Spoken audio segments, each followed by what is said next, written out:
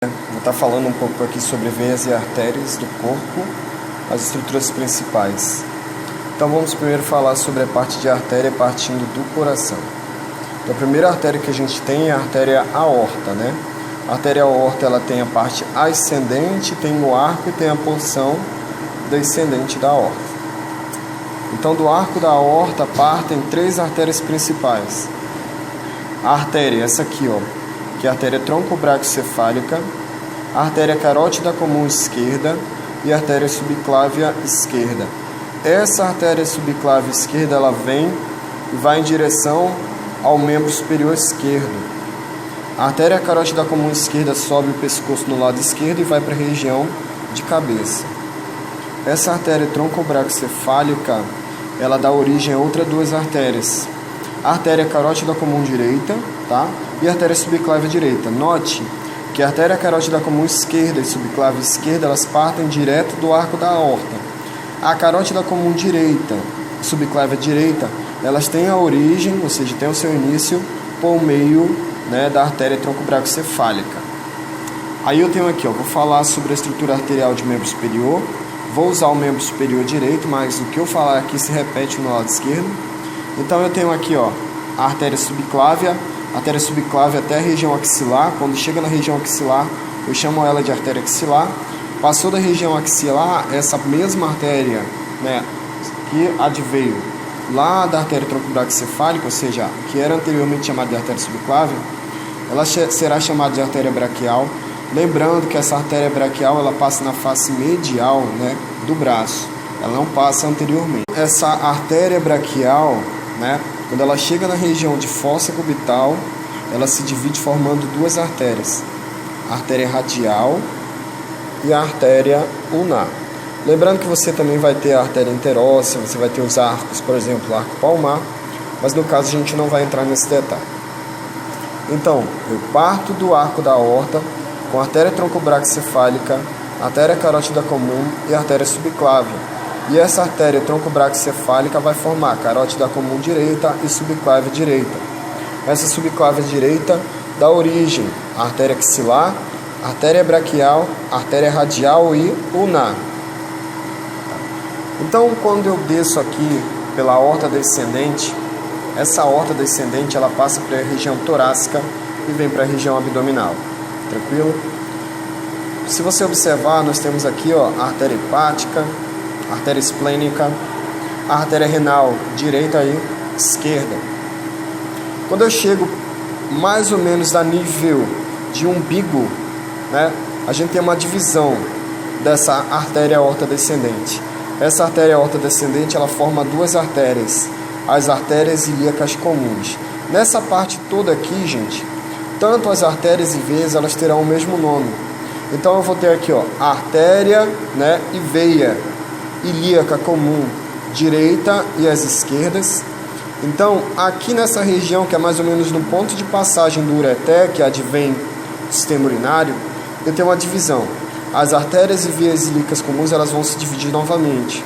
Vão formar as artérias e veias ilíacas externas, ou seja, elas vão percorrer externamente em direção ao membro inferior, e nós vamos ter as artérias e veias ilíacas internas.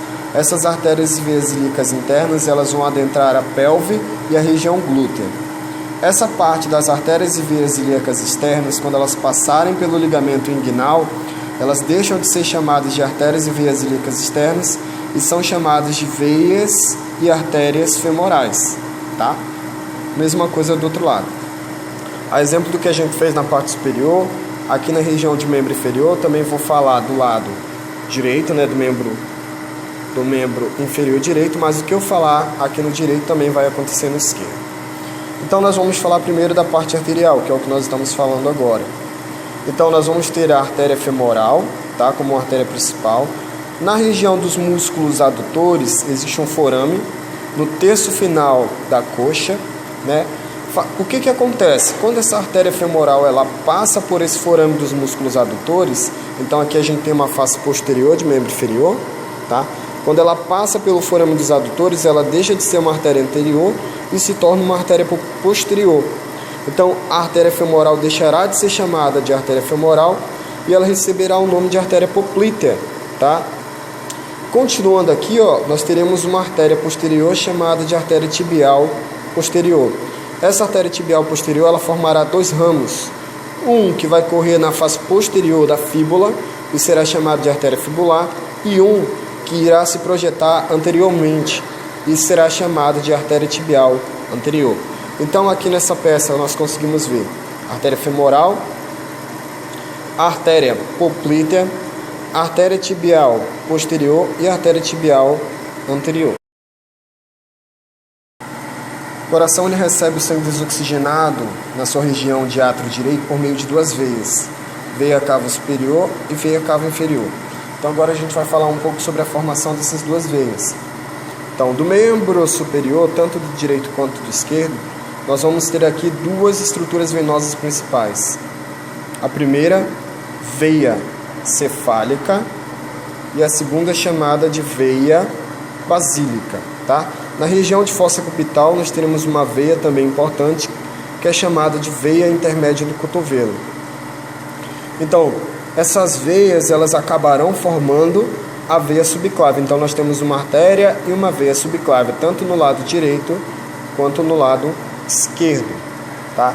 Então essa veia subclávia, ela vai encontrar uma veia que desce na região do pescoço, ou seja, que advém de cabeça, tá? Chamada de veia jugular. A união da veia subclávia com a veia jugular, tanto no lado direito quanto no lado esquerdo, formará, ou seja, dará início às veias braquiocefálicas. Lembrando que aqui é veia braquiocefálica, não é veia troncobraquiocefálica. Quem é troncobraquiocefálica é essa artéria em vermelho aqui, que advém do arco da aorta. Então aqui eu só terei veia braquiocefálica, direita e esquerda. A união dessas duas veias braquiocefálicas formam veia cava superior. Agora vamos conversar um pouco sobre a formação, da veia cava inferior. Então eu vou falar das estruturas venosas que a gente consegue ver nessa peça.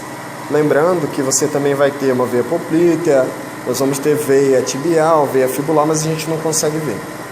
Então, com base no que a peça pode mostrar pra gente, nós temos aqui uma veia lateral, chamada de veia safena parva. Aí nós temos essa outra aqui, que ela é mais medial, e muito maior, chamada de veia safena magna. Olha o tamanho dela, comparada à parva. Então, o que é que nós temos aqui, passando na região medial da coxa? Nós temos aqui a veia femoral. Observe que a veia safena magna, ela se liga na veia femoral, tá? A veia safena parva, ela vai se ligar na veia poplítea, é uma veia mais posterior que a gente não consegue ver nessa peça. Então, quando a veia femoral passa pelo ligamento inguinal, ela vai receber o nome de veia ilíaca externa, aquele nome que a gente já falou anteriormente no vídeo, mas eu vou voltar a falar para que a gente tenha todo o direcionamento da estrutura venosa. Então eu vou ter uma veia ilíaca externa direita e esquerda.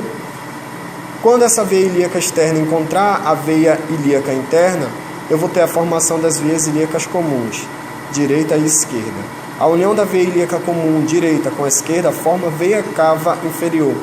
As veias renais e todas as outras veias que vêm da região abdominal vão se ligar em veia cava inferior, e essa veia cava inferior se liga na base do átrio direito do coração.